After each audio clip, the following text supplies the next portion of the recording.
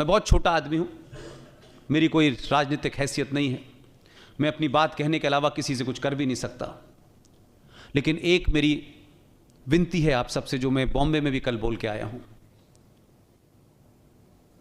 पूरी दुनिया में भारत का प्रधानमंत्री है, अपने आर्टिकुलेशन से, अपने उस पूरे सियासी ज्ञान से कब कहां कौन सी बात किस तरीके से कहनी है कि वो अपनी बात भी कह जाए और लोगों को समझ में भी ना आए और बात भी बन जाए।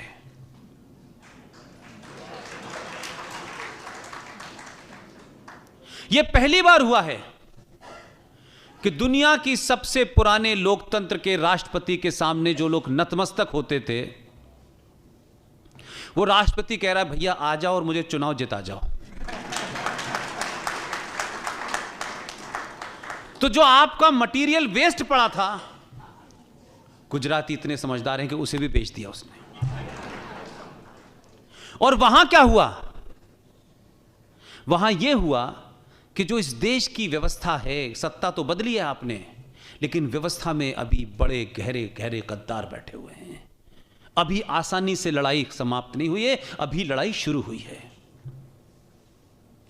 जो बात वो उसके मन में थी, वो मन की बात ट्रंप से कहलवाई,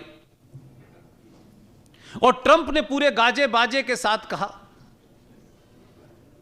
और मैंने सुना है कि उसमें मेजॉरिटी गुजरातियों की थी। तो जब उसने ये कहा ट्रंप ने कि हम दोनों मिलकर रेडिकल इस्लाम के खिलाफ लड़ेंगे, तो जो कह नहीं सकता था वो खड़े होकर ताली बजा रहा था, और जिनके मन की बात कही उन्होंने 5 मिनट तक तालियां बजाई, बता दिया कि भारत क्या चाहता है। लेकिन 35A और 370 के बारे में इनडायरेक्टली पूरी दुनिया को मैसेज दे दिया। और मैसेज ही नहीं दिया, कहते हैं कि जब आपकी अकल जो है वो टखनों में चली जाए और सोचने की आपकी क्षमता जो है वो वैसी ना हो जैसे चाणक्य थी, इससे सबसे बड़ा फायदा क्या हुआ है? जो तीसरा डायमेंशन है वो ये है कि भारत और पाकिस्तान के बीच में कश्मीर मुद्दा था, वो मुद्दा समाप्त हो गया है। पाकिस्तान की समस्या ये नहीं है 35 पे हट गई है, उनकी समस्या ये है कि दुकान कैसे चलेगी। अब जिस पाकिस्तान ने इस्लाम के नाम पे मुल्क बनाया था, वो इस्लाम उस मुल्क को इतने साल एक साथ नहीं रखा, और 1971 में इस्लाम के बावजूद भी मुल्क 2 हिस्सों में बंट गया।